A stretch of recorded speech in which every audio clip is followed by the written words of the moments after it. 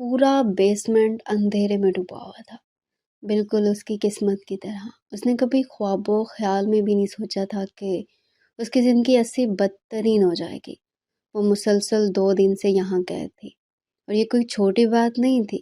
وہ جانتی تھی کہ اب اگر وہ لوٹ کر اپنے گھر جاتی ہو تو کبھی بھی اس کی سوتیلی ماں اور اس کے بابا کسی قیمت پر بھی اس کو قبول نہیں کریں گے۔ یہی وجہ تھی کہ اس کے جسم کا روا روا کانپ رہا تھا۔ اس کی سسکیاں مسلسل بیسمنٹ میں گونج رہی تھی۔ وہ چاہتی تھی کہ وہ کسی بھی طرح یہاں سے باہر نکل جائے، لیکن شاید اب یہ ممکن نہیں تھا، کیونکہ وہ جس کی قید میں تھی اس کی قید سے تو ایک پرندہ بھی اس کی مرضی کے بغیر باہر نہیں نکل پاتا تھا۔ چند منٹ مزید گزرے تھے جب اچانک بیسمنٹ کے دروازہ کھلنے کی آواز آئی تھی۔ وہ جو پاؤں پھیلا کر مسلسل رو رہی تھی، یکدم ڈر کر اپنے پاؤں سمیٹ لیے تھے۔ چند پل بعد ہی پورا بیسمنٹ روشنیوں میں نہا گیا تھا۔ بیسمنٹ میں آنے والی کوئی عورت تھی جس نے مردوں جیسا لباس زیب کیا ہوا تھا۔ وہ قدم بہ قدم چلتی ہوئی نازنین کے پاس آئی تھی، جو اس وقت بے حال ہو رہی تھی۔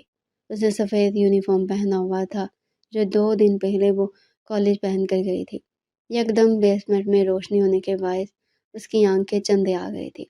اس نے فوراً اپنی آنکھوں پر ہاتھ رکھ لیا تھا۔ وہ لڑکی قدم بہ قدم چلتی ہوئی نازنین کے قریب آئی تھی، اس کا بازو پکڑ کر کھڑا کیا تھا۔ مسلسل بیٹھے رہنے کے باعث اس کی ٹانگیں اکڑ گئی تھی اور بری طرح سے لڑکھڑائی تھی، لیکن اس اجنبی لڑکی نے اسے اچھی طرح قابو کر لیا تھا۔ نازنین خوف سے اس لڑکی کو دیکھ رہی تھی جو ایک روبوٹ کی مانند تھی۔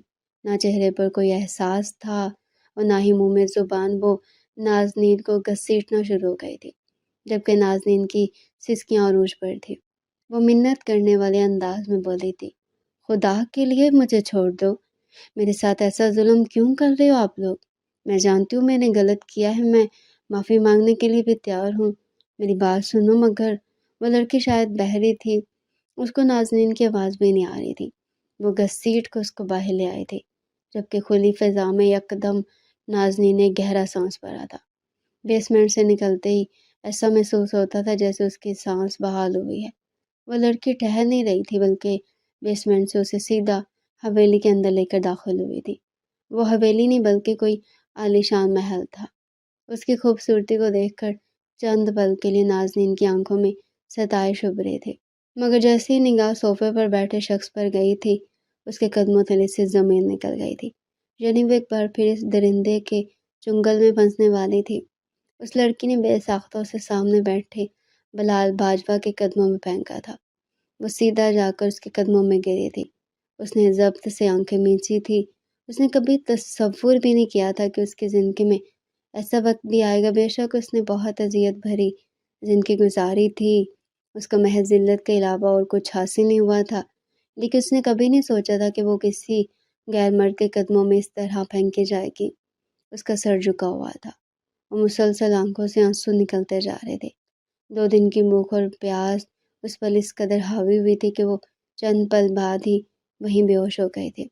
بلال باجوہ جو اس سے بات چیت کرنا چاہتا تھا، اس کو بے ہوش ہوتا دیکھ ایک قہرآلود مسکراہٹ اس کے چہرے پر آئی تھی۔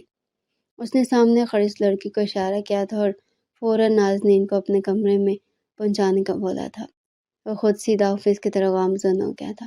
جاتے جاتے وہ ملازموں کو ہدایت بھی کر گیا تھا کہ اس کو ہوش میں لاؤ اور کھانا دو، تاکہ یہ لڑکی زندہ رہے۔ اس کا زندہ رہنا بھی بلال باجوہ کے لیے بہت اہم ضروری ہو گیا تھا۔ وہ لڑکی اس کو سیدھا لیے بلال باجوہ کے بیڈ روم میں آئی تھی، جہاں پر آج سے پہلے کوئی غیر لڑکی اندر داخل نہیں ہوئی تھی۔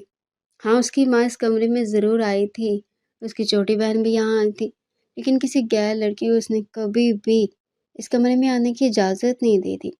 وجہ کیا تھی، اس بات سے کوئی بھی واقف نہیں تھا۔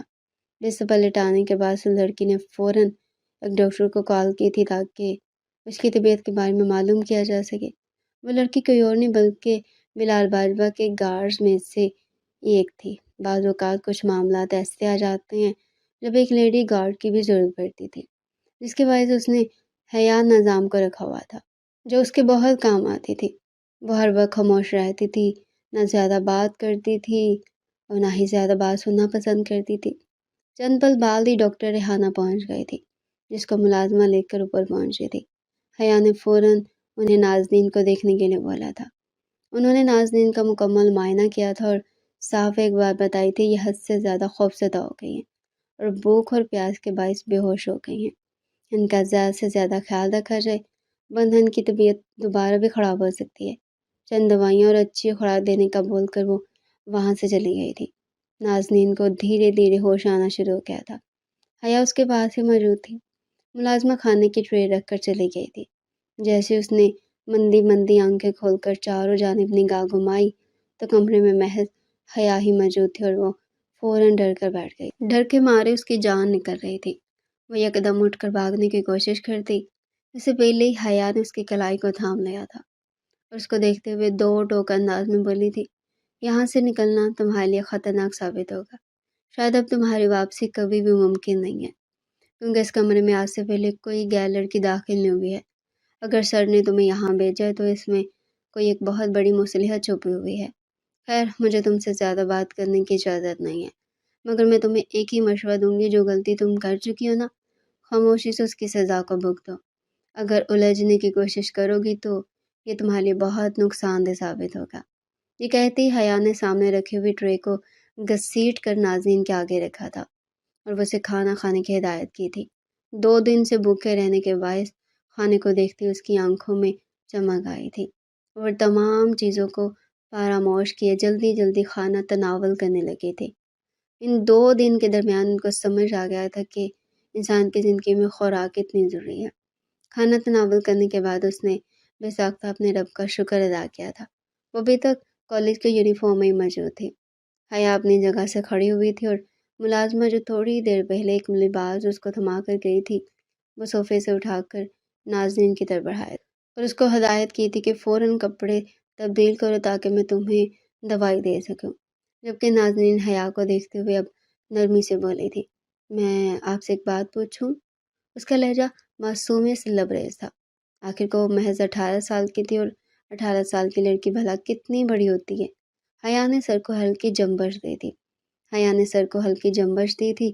وہ بے ساختہ بولی تھی، آپ مجھے یہاں سے نکال دیں گی؟ میں ہمیشہ آپ کی شکر گزار ہوں گی۔ میں نے جان بوجھ کر ان پر ہاتھ نہیں اٹھایا تھا، مجھے غلط فہمی ہو گئی تھی، جس کے لیے میں نے سب کے سامنے ان سے معافی بھی مانگی تھی، لیکن وہ ٹھہرے نہیں تھے۔ انہوں نے کہا تھا کہ وہ میرے ساتھ بہت برا کریں گے، مگر میرے ساتھ تو آلریڈی بہت برا ہو چکا ہے۔ مجھے یہاں سے جانا ہے۔ میری امی بابا میرا انتظار کر رہے ہوں گے۔ میری امی کو اگر پتہ چل گیا کہ میں غیر مرد کے ساتھ رہی ہوں تو وہ تو مجھے…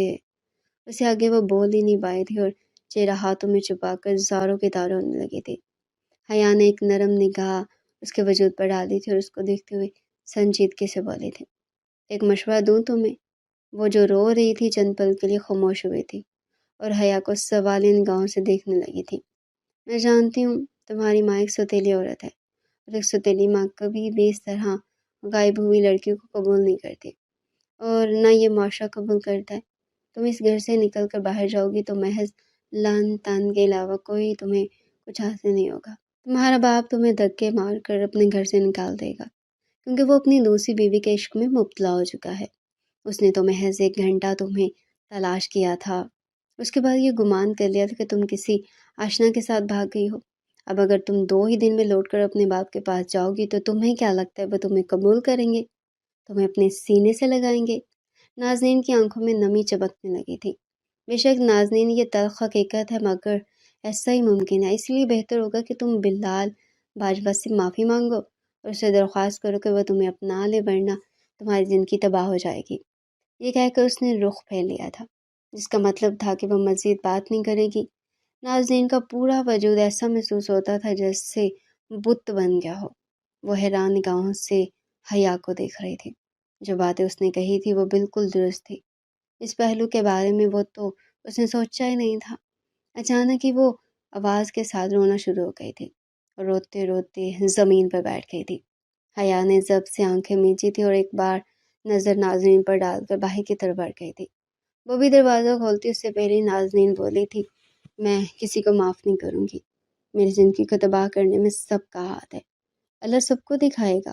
یہ بولتی وہ باتھ روم چلی گئی تھی، جبکہ نازنین نے محض ایک نگاہ اس کے باتھ روم کے دروازے پر ڈالی تھی اور خاموشی سے باہر آ گئی تھی۔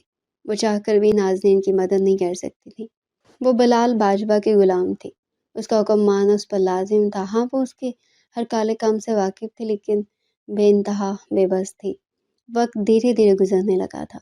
رات کا کھانا بھی وقت سے نازنین کے کمرے میں پہنچا دیا گیا تھا، جبکہ نازنین نے محض ایک بات کہی تھی کہ اسے حیا سے ملنا ہے، مگر حیا اس کے پاس نہیں گئی تھی، کیونکہ بلال باجوہ کی طرف سے اس کو اتنی اجازت نہیں دی گئی تھی کہ وہ زیادہ سے زیادہ وقت اس کی قیدی کے ساتھ گزارے۔ وقت گزرتا جا رہا تھا اور رات گہری ہوتی جا رہی تھی۔ تقریباً 12 بجے کے بعد بلال باجوہ کی مرسڈیز پورچ میں ایک جھٹکے سے رکی تھی۔ وہ جو مین دروازے پر ہی کھڑی اس کے آنے کا انتظار کر رہی تھی، اس کو دیکھتی حیا فوراً سیدھی ہو گئی تھی اور گاڑی سے اتر کر سیدھا دروازے کی طرف آیا تھا۔ حیا کو سامنے دیکھتی وہ سمجھ گیا تھا یقیناً وہ اس کا انتظار کر رہی ہے۔ اپنے گارڈز میں سے سب سے زیادہ اگر بلال باجوہ کسی پر یقین رکھتا تھا تو وہ محض حیا نظام تھی۔ اس کے علاوہ اس نے آج تک کسی گارڈز کو اتنی فوقیت نہیں دی تھی کہ وہ رات کے اس پہر اس کے گھر کے سامنے کھڑا رہے۔ وہ جیسے ہی حویلی کے دروازے پر پہنچا تھا، اس نے جھک کر اسے سلام کیا تھا، جبکہ وہ محض گردن ہلا کر اندر کی طرف بڑھ گیا۔ وہ اس سے قدم ملا کر ناظرین کی تمام صورتحال اس کو بتانے لگی تھی، جبکہ وہ سیڑھیوں کے قریب پہنچ کر محض ایک دفعہ مسکرایا تھا اور سر اس بات میں ہلا کر اوپر کی طرف بڑھ گیا تھا۔ حیا نے سنجیدگی سے بلال کی پشت دیکھی تھی اور دل ہی دل میں دعا مانگی تھی کہ یہ آدمی اس معصوم کے ساتھ اچھا سلوک کرے۔ بلال باجوہ ایک 28 سالہ خوبصورت، پرکشش اور مغرور پولیٹیشین تھا۔ اس کی شخصیت ہی ایسی تھی کہ ہر لڑکی اس کے لیے ہتھیلی پر دل نکال کر گھومتی تھی، لیکن وہ کسی پر بھی نظر ڈالنا ضروری نہیں سمجھتا تھا۔ اس کا ماننا تھا کہ عورت کو محض پیر کی جوتی ماننا جائے، تبھی وہ اوقات میں رہتی ہے۔ اگر کسی اور عورت کو دل دے دیا جائے تو وہ اوقات سے باہر ہو جاتی ہے۔ وہ کمرے میں داخل ہوا تو اس کی نگاہ سیدھا اپنے بستر پر پڑی تھی، جہاں پر نازنین گہری نیند سو رہی تھی۔ اس کی آنکھوں میں نفرت کے تاثرات جگمگائے تھے۔ اس لڑکی کی وجہ سے اس کی پوری ساخت ہل گئی تھی، مگر خدا کا شکر تھا کہ سچ سامنے آ گیا تھا، ورنہ اس لڑکی کی وجہ سے اس کا پورا خاندان بدنام ہو جاتا اور وہ کہیں کا نہیں رہتا۔ یہ بات حقیقت تھی کہ اس لڑکی کی وجہ سے وہ 2 دن میں عروج پر چلا گیا تھا، لیکن جس قدر بدنامی اس کی چند گھنٹوں میں ہوئی تھی، وہ یاد کر کے اس کا خون کھول اٹھا تھا۔ وہ قدم با قدم چلتا وہ اس لڑکی کے پاس آیا تھا۔ وہ ابھی اس کو جھنجھوڑ کر اٹھاتا، اس سے پہلے اس کی نگاہ اس کے چہرے پر گئی تھی اور بلال باجوہ کا دل بے ساختہ دھڑک اٹھا تھا۔ اس کا ہاتھ ہوا میں ہی رہ گیا تھا اور آنکھیں اس کے لبوں پر ٹھہر سی گئی تھی۔ اس کو اپنے گلے میں کانٹے سے چبھتے ہوئے محسوس ہو رہے تھے۔ وہ لڑکی نہیں، سراپائے حسن تھی۔ محض 18 سال کی وہ کلی ایک 28 سالہ مرد کا دل دھڑکا چکے تھے۔ وہ عورت ذات کو پیر کی جوتی سمجھتا تھا۔ نہ جانے کیوں ایک 18 سالہ لڑکی کو دیکھ کر اس کا دل ارادہ تبدیل ہو گیا تھا۔ وہ چاہ کر بھی نازنین کو جگا نہیں پایا تھا۔ وہ سوتے ہوئے اس قدر معصوم لگ رہی تھی جیسے کوئی چھوٹی بچی ہو۔ وہ خاموشی سے چلتا ہوا صوفے پر بیٹھ گیا تھا۔ عجیب سی بے چینی نے اس کو آن گھیرا تھا۔ یہ بات حقیقت تھی کہ اس کمرے میں آج سے پہلے کوئی عورت نہیں آئی تھی، مگر آج ایک عورت اس کے کمرے میں موجود تھی، لیکن وہ چاہ کر بھی اس کے پاس نہیں گیا تھا۔ ایک عجیب سی حیا اس کے درمیان آ گئی تھی۔ اس کے نزدیک بہت سی لڑکیاں آئی تھیں، سب نے ہی اس کے لیے تعارفی کلمات ادا کیے تھے۔ کئی لڑکوں نے بھری محفلوں میں اس کو شادی کے لیے پرپوز کیا تھا، لیکن کبھی بھی اس کو ایسا احساس محسوس ہی نہیں ہوا تھا جیسا احساس اسے اس معصوم قاتل حسینہ کو دیکھ کر ہو رہا تھا۔ اس کی بند آنکھیں یہ بتانے کے لیے کافی تھی کہ وہ لڑکی خوبصورت آنکھیں رکھتی ہے۔ چہرے پر موجود معصومیت اس کو مزید حسین بنا رہی تھی۔ یہ بات تو بلال باجوہ کو معلوم تھی کہ وہ لڑکی حد سے زیادہ معصوم ہے، لیکن اس کو یہ معلوم ہی نہیں تھا کہ وہ لڑکی اس قدر حسین اور دلکش وجود کی مالک ہے۔ مگر اچانک اس کی آنکھوں کے سامنے وہ پل لہرا گیا تھا جب اس کی وجہ سے اس کی عزت 2 کوڑی کی ہوئی تھی۔ ماضی آج اسپیشل گیسٹ کے طور پر اسے کالج میں بلایا گیا تھا۔ اکثر اوقات ینگ پولیٹیشین ہونے کے باعث اس کو گرلز کالج میں بطور اسپیشل گیسٹ انوائٹ کیا جاتا تھا۔ اکثر اوقات وہ منع کر دیتا تھا، مگر اب الیکشن کا وقت قریب تھا اور اس نے وہاں جانے سے انکار نہیں کیا تھا۔ سفید شلوار قمیض پہنے وہ کافی ڈیشنگ لگ رہا تھا۔ وہ جلدی سیڑھیاں عبور کر کے حیا نظام کے ہمراہ گرلز کالج کی طرف گامزن ہو گیا تھا، مگر اس کو معلوم ہی نہیں تھا کہ آج جس لڑکے سے وہ ٹکرانے والا ہے، وہ لڑکی اس کی زندگی میں کیا مقام حاصل کرنے والی ہے۔ چند پل کی مسافت طے کرنے کے بعد وہ گرلز کالج پہنچ گیا تھا۔ اس کا استقبال بہت شاندار انداز میں کیا گیا تھا۔ پھول کی پتیاں برسائی گئی تھی اور پھولوں کا گلدستہ اس کے سپرد کیا گیا تھا۔ کئی اساتذہ اور طالب علم اس کی آمد پر خوشی ظاہر کر رہے تھے۔ اس کو فوراً آڈیٹوریم پہنچا دیا گیا تھا اور کالج کی تمام گرلز وہاں پہنچ گئی تھی۔ ان لڑکیوں میں سے ایک نازنین اور ابراہیم بھی تھی، جو قطرے کونے میں بیٹھی اپنی کتاب میں مصروف تھی۔ اس کو کسی کی ذات سے کوئی پرواہ نہیں تھی۔ اس نے اپنی زندگی میں نہ کبھی کوئی دوست بنائی تھی اور نہ ہی کبھی بنانے کا ارادہ رکھتی تھی۔ اس کی زندگی میں محض ایک کتاب تھی جس میں وہ اپنی زندگی کے ہر پہلو کو بیان کر دیا کرتی تھی۔ جس کو محسوس ہوتا تھا وہ کسی سے ملنے کے بجائے وہ اب کتاب سے بولتی تھی۔ ابھی تھوڑی دیر گزری تھی جب اچانک تالیوں کی آواز آئی تھی۔ اس نے سر اٹھا کر دیکھا تو سامنے بلال باجوہ سپیچ دے رہا تھا، جس میں وہ عورتوں کے حقوق کے بارے میں باتیں کر رہا تھا۔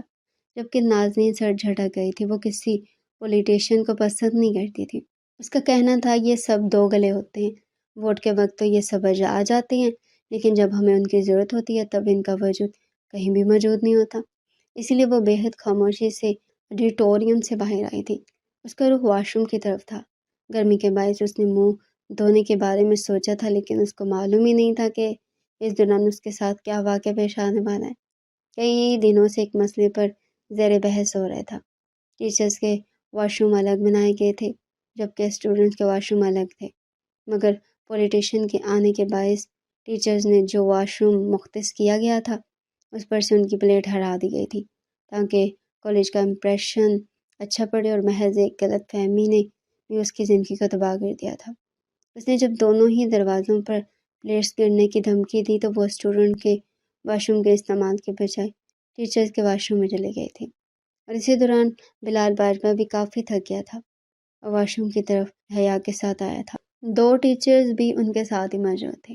کسی کو بھی اس بات کا علم نہیں تھا کہ اندر ایک اور لڑکی موجود ہے، جبکہ وہ بالکل عام انداز میں واش روم کے اندر آیا تھا اور اپنے کالر کے بٹن کھول کر پیچھے کی طرف کیا تھا۔ وہ اب چہرہ دھونے کا ارادہ رکھتا تھا، تب اچانک نازنین واش روم کا دروازہ کھول کر باہر آئی تھی، مگر سامنے بیسن کے پاس ایک مرد کو دیکھ اس کی ہوا خشک ہو گئی تھی۔ جبکہ بلال باجوہ جو اپنے دھن میں چہرہ دھو رہا تھا، آئینے سے ایک لڑکی کا جیسے اس کو عکس نظر آیا تھا، وہ بے ساختہ اس کی طرف پلٹا تھا، جبکہ نازنین کا دوپٹہ، اس کا بیگ، سب سامان بیسن کے پاس ہی رکھا ہوا تھا۔ وہ بری طرح سے بوکھلا گئی تھی اور جلدی سے دوپٹہ اٹھانے کے لیے آگے بڑھی تھی۔ ابھی وہ دوپٹہ اٹھاتے اس سے پہلے بلال کا موبائل رنگ ہوا تھا۔ اس کا موبائل نازنین کے بیگ کے پاس ہی تھا۔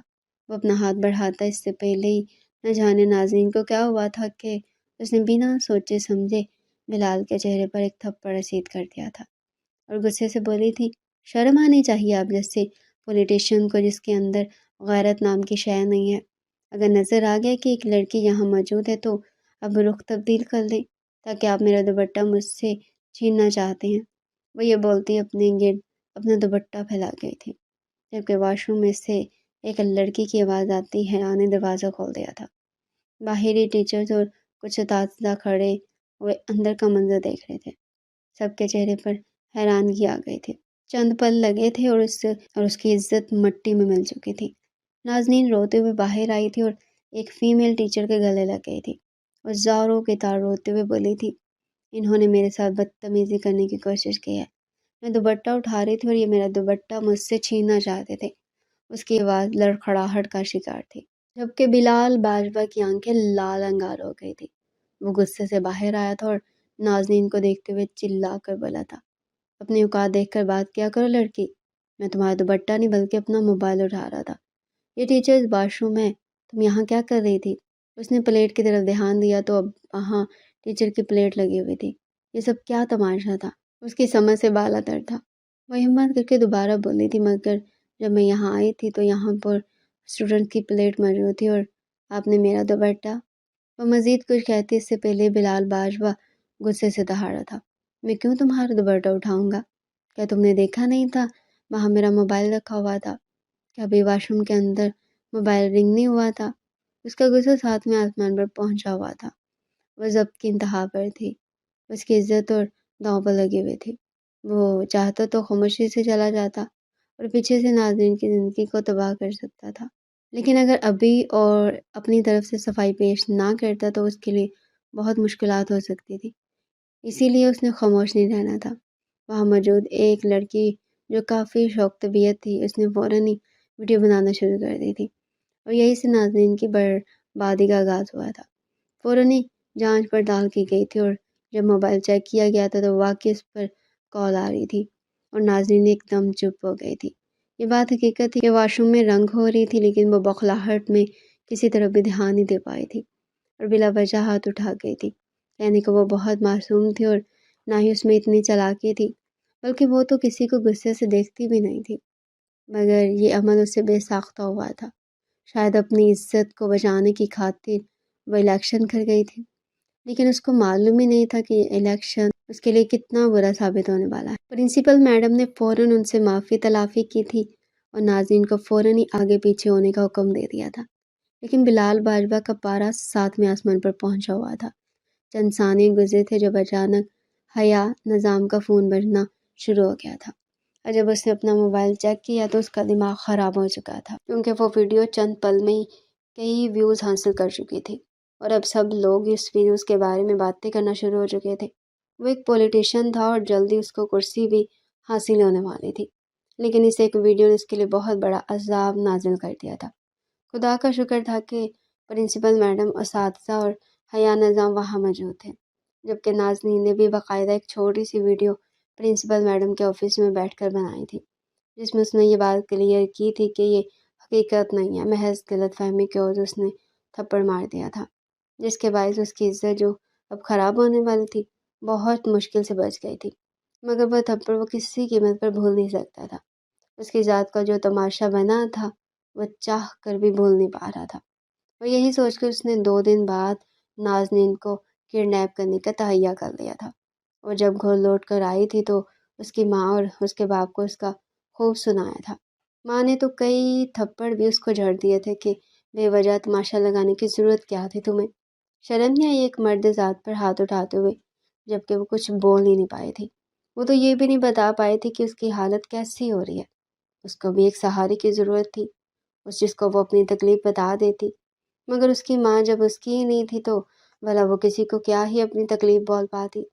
اگلے روز وہ کالج نہیں گئی تھی، کیونکہ ڈر کے مارے اس کی جان نکل رہی تھی، مگر اس کے اگلے دن ہی اس کا ایک اور اہم پریکٹیکل تھا جس کی ادائیگی بے انتہا ضروری تھی، لیکن اس کو معلوم ہی نہیں تھا کہ واپسی پر اس کے ساتھ کیا قیامت آنے والی ہے۔ صبح سے اسے عجیب سی گھبراہٹ ہو رہی تھی، دل چاہتا تھا کہ وہ گھر میں ہی رہے۔ اس واقعے کے بعد وہ بہت زیادہ خوفزدہ ہو گئی تھی۔ اس نے بے وجہ کسی پر ہاتھ اٹھایا تھا، اور جس پر ہاتھ اٹھایا تھا وہ کوئی معمولی شخصیت نہیں تھی۔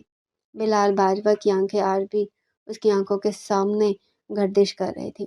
اس کے چہرے پر موجود غصے کو دیکھ 18 سالہ نازنین کے قدموں تلے سے زمین نکل گئی تھی، اور جب اس نے وہ ویڈیو بنائی تھی جس میں اس نے واضح الفاظ میں بلال باجوہ سے معافی مانگی تھی کہ اس نے ناجائز ان پر ہاتھ اٹھایا، وہ پل یاد کر کے اسے مزید خوف آ رہا تھا۔ نہ جانے کہ اسے لگتا تھا جیسے بلال باجوہ جیسی عظیم شخصیت اس کو کسی قیمت پر بھی معاف نہیں کرے گی، اور کہتے ہیں نا جیسی سوچ آپ کو آ رہی ہوتی ہے نا ویسا آپ کے ساتھ ہو کر ہی رہتا ہے۔ پریکٹیکل دینے کے بعد وہ خاموشی سے کالج سے باہر آ گئی تھی۔ آج لڑکیاں بہت کم تھی جن کا پریکٹیکل تھا، وہی زیادہ تر آئی ہوئی تھی۔ وہ سنسان سڑک پر کھڑی گاڑی کا انتظار کر رہی تھی۔ یہیں سے ایک بس گزرتی تھی، مگر اس کو معلوم ہی نہیں تھا کہ آج اس کی زندگی میں کیسا وبال آنے والا ہے۔ چند ثانیہ بعد ایک کالی مرسڈیز اس کے قریب ہو گئی تھی۔ وہ فوراً 2 قدم پیچھے ہو گئی تھی اور اپنی نگاہ ادھر ادھر گھمانے لگی تھی تاکہ کوئی اس کی طرف متوجہ ہو جائے۔ نہ جانے کیوں اس سے خطرے کی علامت محسوس ہو رہی تھی، اور جیسی دروازہ کھلا تھا اور سامنے ماسک لگائے ہوئے شخص کو دیکھا تھا تو اس کی آواز کہیں اندر ہی چلی گئی تھی۔ وہ چاہ کر بھی نہ شور مچا پائی تھی اور نہ ہی کچھ کر پائی تھی۔ سامنے ڈرائیونگ سیٹ پر کوئی اور نہیں بلکہ بلال باجوہ ہی بیٹھا ہوا تھا، جو اپنی قہرالود نگاہوں سے نازنین کو گھور رہا تھا۔ پیچھے موجود حیا بے ساختہ باہر آئی تھی اور نازنین کا بازو پکڑ کر اس کو اندر دھکیلا تھا۔ 4 گارڈز پیچھے بھی موجود تھے۔ اندر دھکیلتے بلال نے گاڑی کو ریس دی تھی اور سیدھا بھگاتے ہوئے وہ حویلی کی طرف گامزن ہو گیا تھا۔ ابھی وہ انہی خیالوں میں گم تھا جب اچانک نازنین کے کراہنے کی آواز آئی تھی۔ اس کی آنکھ بے ساختہ کھلی تھی۔ سامنے وہ اپنا سر تھام کر بیٹھی ہوئی تھی اور درد سے کراہ رہی تھی۔ اس کے لبوں پر ایک مسکراہٹ آئی تھی اور وہ اپنی جگہ سے کھڑا ہوا تھا۔ وہ کچھ کہتا اس سے پہلے ہی نازنین نے اپنا سر تکیے پر رکھا تھا اور مزید تکلیف سے رونے لگی تھی۔ وہ جو اس کا دل جلانے والا تھا، اس کو بتانے والا تھا کہ میں تمہارے ساتھ آگے کیا کرنے والا ہوں، اس کو تکلیف سے تڑپتا دیکھ یکدم اس کا دل دھڑکنا بھول گیا تھا۔ وہ فوراً نازنین کے قریب بیٹھا تھا اور اس کا ہاتھ پکڑتے ہوئے بولا تھا، کیا ہوا ہے لڑکی تمہیں؟ ہوش کرو۔ مگر نازنین دھیرے دھیرے غنودگی میں جاتی جا رہی تھی اور جیسے اس کی ناک سے خون آنے لگا، اس پل ہی بلال باجوہ کی بس ہو گئی تھی۔ وہ بے ساختہ اس کو باہوں میں لیے نیچے کی طرف دوڑا تھا اور فوراً ہی ڈرائیور کو گاڑی نکالنے کا حکم دیا تھا۔ یہ کیسا احساس تھا، وہ خود نہیں جانتا تھا۔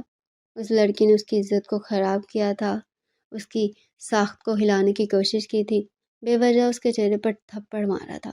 لیکن اس کو تکلیف میں دیکھ کر زندگی میں پہلی بار بلال باجوہ خوف سے لرز اٹھا تھا۔ اس نے فوراً ہی پیچھے کا دروازہ کھولا تھا، اس کو لے کر اندر بیٹھا تھا۔ ڈرائیور نے فوراً گاڑی پورچ سے نکال کر ہسپتال کی طرف روانہ کی تھی۔ وہ مسلسل نازنین کو ہوش میں لانے کی کوشش کر رہا تھا، لیکن وہ بالکل بھی آنکھیں نہیں کھول رہی تھی۔ وہ بالکل ہاتھ پیر چھوڑ گئی تھی۔ اس کی ناک سے آتا خون خطرے کی علامت لگ رہا تھا۔ اس نے اپنے رومال رکھ کر اس کے خون کو روکنے کی کوشش کی تھی، لیکن بہت مشکل ہو چکا تھا۔ 10 منٹ کی مسافت ان لوگوں نے محض 5 منٹ میں طے کی تھی اور وہ دیوانہ وار نازنین کو باہوں میں اٹھائے اندر کی طرف دوڑا تھا۔ ڈاکٹرز نے فوراً ہی اس کو ہاتھوں میں لیا تھا اور اس کی سفید شرٹ خون آلود ہو گئی تھی، لیکن اس کو کسی بھی چیز کی پرواہ نہیں تھی۔ ابھی اگر اسے کسی چیز کی فکر تھی تو وہ محض نازنین ابراہیم کی تھی۔ اس کو فوراً ہی ICU میں منتقل کر لیا گیا تھا، جبکہ وہ پریشان حال کوریڈور میں ٹہل رہا تھا۔ اس نے حیا نظام کو بھی کال کر دی تھی، مگر اس کو بالکل بھی چین نہیں آ رہا تھا۔ یہ اس کے ساتھ ہوا کیا تھا؟ اس کی سمجھ سے بالا تر تھا۔ چند پل بعد ہی حیا بھی وہاں پہنچ گئی تھی۔ اس کے چہرے پر بھی پریشانی کے تاثرات جگمگا رہے تھے۔ وہ بلال کو دیکھتے ہوئے سوالیہ لہجے میں بولی تھی، اس کو ہوا کیا ہے؟ وہ تو بالکل ٹھیک تھی۔ میں شام میں اس کو دیکھ کر آئی تھی، جس پل اس نے آنکھیں موند لی تھی میں اس کے پاس ہی تھی، جبکہ وہ کچھ بول نہیں پایا تھا۔ اس کی حالت کو دیکھ چند پل کے لیے حیا نظام حیران رہ گئی تھی۔ یہ وہی شخص تھا جو کسی لڑکی کی طرف دیکھنا بھی پسند نہیں کرتا تھا، کسی کو تکلیف میں دیکھ کر بھی اس کی طرف نہیں جاتا تھا، لیکن آج اس کو ایک 18 سالہ لڑکی کے لیے اس طرح پریشان ہوتا دیکھ حیا نظام کے چہرے پر آہستہ آہستہ سکون آنے لگا تھا۔ کیا بلال باجوہ کی زندگی میں بھی عشق نے دستک دے دی تھی؟ یہ احساس ہی حیا کے چہرے پر مسکراہٹ لے آیا تھا اور وہ خاموشی سے چیئر پر بیٹھ کر اندر موجود لڑکی کے لیے دعا کرنے لگی تھی۔ چند پل بعد ڈاکٹر باہر آئی تھی اور بلال کو دیکھتے ہوئے صاف گوئی سے بولی تھی، آپ کی بیگم کی طبیعت بالکل ٹھیک نہیں ہے۔ ان کی جو حالت ہے نا، اس کے پیش نظر یہ ہم کچھ نہیں بول سکتے۔ انہیں برین ٹیومر ہے، ابھی رپورٹس میں نہیں آیا ہے، لیکن نشانیاں برین ٹیومر والی ہی ہیں۔ بس آپ دعا کریں کہ یہ لاسٹ اسٹیج یا سیکنڈ اسٹیج پر نہ بھی گئی تو ان کی واپسی ممکن ہے، ورنہ ہم معذرت چاہتے ہیں کیونکہ لڑکی کی عمر کافی کم ہے اور وہ صحت مند بھی نہیں ہے، اسی لیے ہم کچھ نہیں بول سکتے۔ یہ بول کر وہ ڈاکٹر ٹھہری نہیں تھی بلکہ واپس ICU میں چلی گئی تھی، جبکہ بلال باجوہ سانس لینا تک بھول گیا تھا۔ وہ کیا بول کر گئی تھی اسے کچھ سمجھ نہیں آیا تھا۔ اس کے کان میں محض برین ٹیومر کا الفاظ ہی گردش کر رہا تھا۔ حیا نظام جو سکون سے چیئر پر بیٹھی تھی، ڈاکٹر کی بات سن رہی تھی، اب اس کا وجود بھی زلزلوں کی زد میں آ گیا تھا۔ بے شک اس لڑکی سے اس کا بھی کوئی رشتہ نہیں تھا، لیکن نہ جانے کیوں نازنین کو دیکھ کر اسے اپنائیت سی محسوس ہوتی تھی۔ وہ لڑکی بہت چھوٹی تھی، یہی وجہ تھی کہ اسے دل سے تکلیف محسوس ہو رہی تھی، جبکہ بلال تو کچھ کہنے کی حالت میں نہیں تھا۔ جس لڑکی کو دیکھ کر اس کا دل دھڑکا تھا، وہ مرنے کی دہلیز پر پہنچ گئی تھی اور یہ چیز اس کو سکون لینے نہیں دے رہی تھی۔ اس نے کھڑے کھڑے ہی تہیہ کر لیا تھا کہ وہ جان لگا دے گی، لیکن اس کو زندگی کی طرف ضرور لے کر آئے گا۔ اور کہتے ہیں نا، جب عہد کر لیا جائے تو انسان کچھ بھی حاصل کر سکتا ہے۔ چند پل بعد نازنین کو ہوش آ گیا تھا اور وہ خاموشی سے اپنے بستر پر لیٹی ہوئی تھی۔ اس کو معلوم تھا کہ وہ برین ٹیومر کی مریض ہے، لیکن یہ بات اس نے کسی کو نہیں بتائی تھی۔ بلال کمرے میں داخل ہوا تھا، اس کی نگاہیں بستر پر لیٹی نازنین پر گئی تھی۔ اس کو سمجھ نہیں آ رہا تھا کہ وہ اس لڑکی کا سامنا کیسے کرے، اس کو کیسے بتائے کہ وہ اس کے لیے جذبات رکھتا ہے۔ وہ قدم قدم چلتا ہوا نازنین کے قریب آیا تھا۔ کمرے میں کسی کی آہٹ سے اس کی آنکھ فوراً کھل گئی تھی اور اپنے سامنے بلال باجوہ کو دیکھ اس کے چہرے پر کپ کپی طاری ہو گئی تھی۔ وہ کچھ کہتا ہے اس سے پہلے نازنین پریشان کن لہجے میں بولی تھی، میں جانتی ہوں میں نے غلطی کی ہے، مجھے آپ پر ہاتھ نہیں اٹھانا چاہیے تھا، لیکن میں اپنی غلطی تسلیم کر رہی ہوں نا، مجھے معاف کر دیں، مجھے میرے ممی پاپا کے پاس جانا ہے، پلیز میری فریاد سن لیں۔ وہ مزید کچھ کہتے اس سے پہلے بلال نے اس کے لبوں پر ہاتھ رکھا تھا اور اس کے پاس ہی بیٹھ گیا تھا، جبکہ اس کو اپنا وجود پتھر کا محسوس ہو رہا تھا۔ اس کی آنکھوں میں دیکھتے ہوئے وہ نرم لہجے میں بولا تھا، تمہارا اس گھر میں جانا بیکار ہے، تمہارے باپ نے محض تمہیں 1 گھنٹہ تلاش کیا تھا اور پھر یہ تصور کر لیا کہ تمہیں آشنا کے ساتھ بھاگ چکی ہو۔ اگر تم گھر جاؤ گی تو تمہارا باپ تمہیں دھکے دے کر نکالے گا اور فی الحال تمہیں صرف اور صرف ذہنی سکون کی ضرورت ہے۔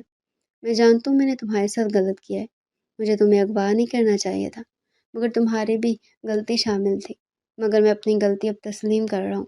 میں تم سے نکاح کرنا چاہتا ہوں اور اگر تم نکاح کے لیے راضی نہیں ہوگی تو میں تمہیں بغیر نکاح کے بھی رکھنے کو تیار ہوں، مگر اس میں بدنامی محض تمہاری ہے۔ اب فیصلہ تم پر ہے کہ تم نکاح کے ساتھ میرے پاس رہو گی یا پھر نکاح کے بغیر، کیونکہ گھر جانا اب تمہارے لیے بہتر نہیں ہے۔ وہ بہت دھیمے لہجے میں بات کر رہا تھا، جبکہ دروازے کے پاس کھڑی حیا حیرت کے سمندر میں غوطہ زن تھی۔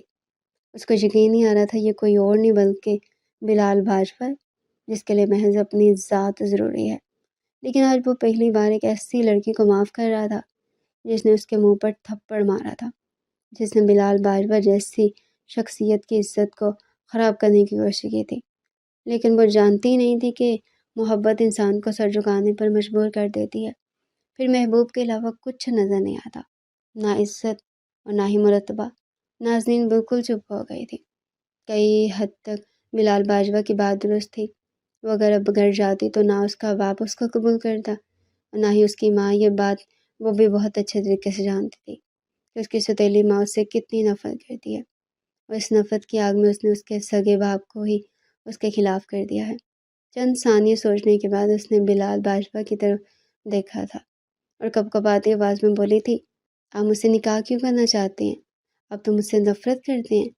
میں نے آپ کے ساتھ غلط جو کیا ہے، مگر میں آپ سے معافی مانگ چکی ہوں، مگر پھر بھی آپ نے مجھے اغوا کیا ہے، مجھ سے بدلہ لیں گے؟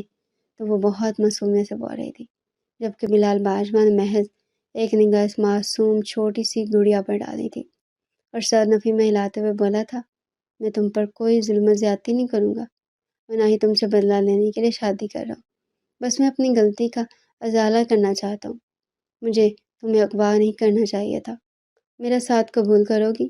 یہ کہتے اس نے اپنا ہاتھ نازنین کی طرف بڑھایا تھا، جسے چند ثانیے نازنین نے گھور کر دیکھا تھا اور پھر کچھ دیر سوچ کر اپنا چھوٹا سا ہاتھ بلال کے ہاتھ میں رکھ دیا تھا۔ اس کے پاس اب کوئی آپشن نہیں بچا تھا محض بلال باجوہ کو اپنانے کے۔ اس کے ہاتھ کا لمس محسوس کر کے اس کے گلابی لب مسکراہٹ میں ڈلے تھے اور وہ ایک ستائش بھری نگاہ اس کے وجود پر ڈال کر باہر آ گیا تھا۔ نازنین اس سے کچھ اور باتیں بھی کرنا چاہتی تھی، اس کو بتانا چاہتی تھی وہ اس دنیا میں چند دن کی مہمان ہے، اس کو برین ٹیومر ہے، لیکن وہ ٹھہرا ہی نہیں تھا۔ وہ محض اس کی رضامندی لے کر باہر چلا گیا تھا۔ وہ سمجھی تھی کہ وہ گھر جائیں گے تو نکاح ہوگا، لیکن 10 منٹ کے بعد مولوی صاحب اور 4 گواہ کمرے میں داخل ہوئے تھے۔ حیا نظام بھی لوگوں کے ساتھ ہی موجود تھی، جو سیدھا جا کر نازنین کے پہلو میں بیٹھی تھی اور اس کے سر پر ایک لال دوپٹہ اڑایا تھا۔ وہ حیران کن نگاہوں سے سب کو دیکھ رہی تھی کہ اچانک سے یہ ہوا کیا ہے، جبکہ اس دوران وہ کپڑے تبدیل کر کے وارڈ میں آ گیا تھا۔ مولوی صاحب اور گواہوں کے درمیان ان دونوں کا نکاح خیر و عافیت سے ہوا تھا، جبکہ نازنین اپنے تمام تر جملہ حقوق ایک ایسے شخص کے نام کر گئی تھی جس کے نام سے ہی اس کے جسم پر کپ کپی طاری ہو جا رہی تھی۔ لیکن ابھی تھوڑی دیر پہلے جو رویہ بلال باجوہ نے اس کے ساتھ اپنایا تھا، اس کا اب تھوڑا بہت سکون محسوس ہو رہا تھا۔